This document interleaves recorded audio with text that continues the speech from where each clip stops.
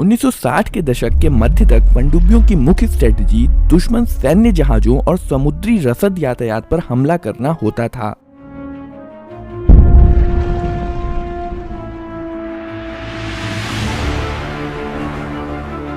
हालांकि यह भूमिका अभी भी मौजूद है, लेकिन आधुनिक पनडुब्बियों की बैलिस्टिक और क्रूज मिसाइल छोड़ने की क्षमता ने पनडुब्बियों के लिए एक और स्ट्रेटेजिक भूमिका बना दी है, जो कि दुश्मन देश में सीधे मिसाइल से एक लक्ष्य पर हमला करना है। इस वीडियो में हम देखेंगे कि आज के जमाने की आधुनिक पनडुब्बियां काम कैसे करती हैं। चिकनी सतह के साथ साथ पनडुब्बी का आकार एक सिगार की तरह होता है, जो इसे पानी के नीचे तेजी से चलने में सक्षम बनाता है। ज्यादातर पनडुब्बियों के डिजाइन में दो हल होते हैं, प्रेशर हल और आउटर हल।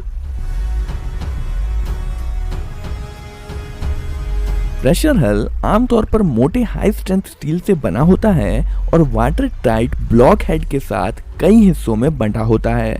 प्रेशर हल में आदमी के रहने की जगह, कंट्रोल रूम, कम्युनिकेशन रूम, हथियार, रसोई, मेन और सहायक मशीनरी के साथ अन्य कई उपकरण रहते हैं। हाई स्ट्रेंथ मेटल से बना ये प्रेशर हल इन्हें गहरे पानी के दबाव में कुचले जाने से बचाए रखता है। प्रेशर हल आउटर हल के अंदर होता है, जो कि प्रेशर टाइट नहीं होता है, क्योंकि किसी भी गहराई में आउटर हल के बाहर और अंदर लगभग एक ही प्रेशर रहता है। पनडुब्बी के बाहरी हल के ऊपर एक ढांचा होता है, जिसमें कम्युनिकेशन, रडार, वेपन सेंसर के अलावा पेरिस्कोप भी होता है। इस ढांचे को सेल कहते हैं। पेरिस्कोप एक ऐसा उपकरण है जो उस दृश्य को दिखा सकता है जो देखने वाले के सीधे आंखों के सामने मौजूद नहीं है। एक सिंपल पेरिस्कोप में 45 डिग्री पर दो मिरर या फिर दो प्रिज्म लगे होते हैं, जो किसी वस्तु से निकलती हुई रोशनी को रिफ्लेक्ट करके देखने वाले की आंखों तक पहुंचा देते हैं। पनडुब्बी जब पानी की सतह के करीब होती है, तब पेरिस्कोप के जरिए आसपास के टारगेट या खतरे को देखा जा सकता है। जब पेरिस्कोप इस्तेमाल में नहीं होता है, तब इसे वापस हल में खींच लिया जाता है। पनडुब्बी के कमांडर को पेरिस्कोप का इस्तेमाल सोच समझ के करना होता है, क्योंकि जब पेरिस्कोप सतह पर होता है तो यह लहरें पैदा करता है, जिसे दुश्मन देख सकता है या रडार से भी इसका पता लगाया जा सकता है। एक पनडुब्बी के आगे की तरफ आउटर हल और प्रेशर हल के बीच में सोनार लगा होता है। सोनार एक ऐसा उपकरण है जो साउंड वेव का इस्तेमाल करके किसी वस्तु की लोकेशन का पता लगा सकता है। ये टॉर्पेडो ट्यूब है। इसका एक छोर पनडुब्बी के बाहर तक जाता है और दूसरा छोर प्रेशर हल के अंदर होता है। टॉर्पेडो ट्यूब का इस्तेमाल टॉर्पेडो छोड़ने के लिए किया जाता है, जो प्रेशर हल के अगले हिस्से में रखे होते हैं। प्रेशर हल के बीच के हिस्से में पनडुब्बी और हथियारों का कंट्रोल सिस्टम होता है। पनडुब्बी के सभी सिस्टम यहीं से संचालित होते हैं। इस कंपार्टमेंट में सभी navigational control system, weapon firing system, machinery control और मॉनिटरिंग पैनल, डाइविंग और surfacing system, steering control system सभी मौजूद होते हैं। क्रू मेंबर्स के रहने की व्यवस्था जैसे रसोई, मेस, शयन कक्ष, टॉयलेट इत्यादि भी प्रेशर हल के बीच में ही की जाती है। ये मिसाइल ट्यूब है, जहां से मिसाइल फायर की जाती है। इसके पीछे सहायक उपकरण कंपार्टमेंट है, जिसमें एयर वाटर बनाने वाली मशीनों जैसी और भी कई मशीनें रहती हैं। इसके पीछे न्यूक्लियर रिएक्टर कंपार्टमेंट है, जहां पर न्यूक्लियर फिजन से ऊर्जा बनाई जाती है। इसके बाद इंजन कंपार्टमेंट है, जहां टरबाइन, गियर बॉक्स, जनरेटर आदि रखे होते हैं। पनडुब्बी के लास्ट में प्रोपेलर लगा होता है, जो पनडुब्बी को आगे बढ़ाता है। पनडुब्बी में न्यूक्लियर एनर्जी से चलने वाला प्रोपल्शन सिस्टम इस्तेमाल किया जाता है।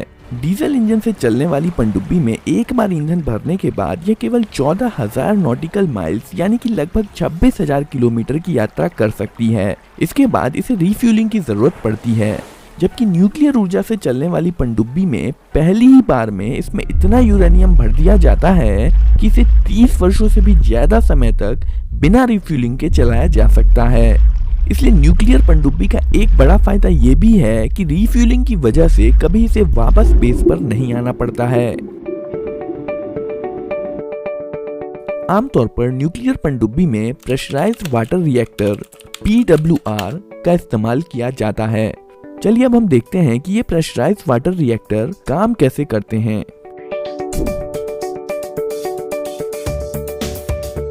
ये रिएक्टर वेसल है, जिसमें फ्यूल असेंबली ट्यूब्स रखी होती हैं। यहाँ पर फ्यूल प्राकृतिक रूप से पाया जाने वाला यूरेनियम होता है।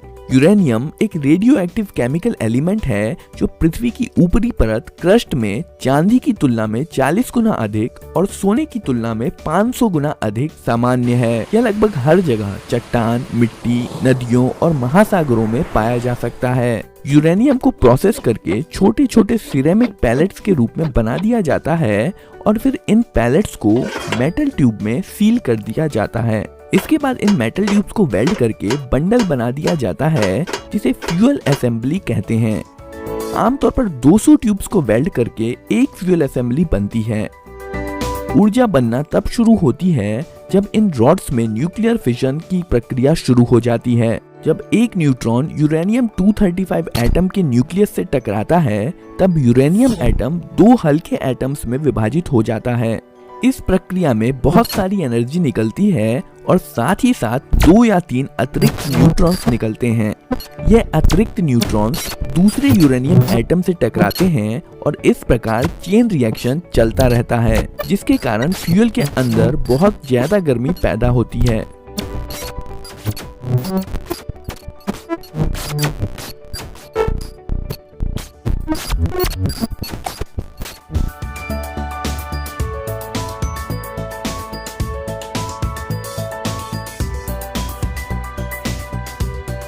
रिएक्टर ट्यूब्स के चारों तरफ हाई प्रेशर पानी भरा होता है जो इन ट्यूब्स की गर्मी को एब्जॉर्ब कर लेता है और बहुत ज्यादा गर्म हो जाता है। हाई प्रेशर में होने के कारण 100 डिग्री से ज्यादा तापमान होने पर भी पानी भाप में नहीं बदलता है।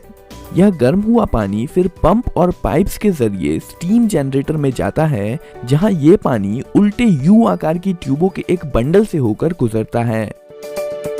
स्टीम जनरेटर में यू ट्यूब्स के बाहर एक दूसरा पानी मौजूद होता है। यह पानी नॉर्मल प्रेशर पे होता है और यू ट्यूब्स के अंदर फ्लो हो रहे पानी में से गर्मी एब्जॉर्ब करके उबलने लगता है जिसके कारण स्टीम पैदा होती है। यू ट्यूब्स के अंदर का पानी ठंडा होकर वापस रिएक्टर में चला जाता है। ज्यादा स्टीम पैदा करने के लिए एक से ज्यादा स्टीम जनरेटर लगे होते हैं और लगातार स्टीम बनती रहती है।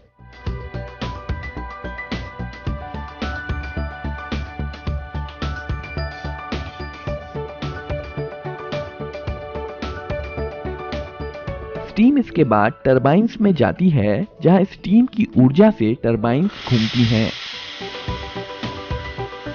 घूमती हुई टरबाइन्स एक विशाल गियरबॉक्स को घुमाती हैं और अंततः पावर प्रोपेलर तक पहुंचती है जो कि पनडुब्बी को आगे बढ़ाता है।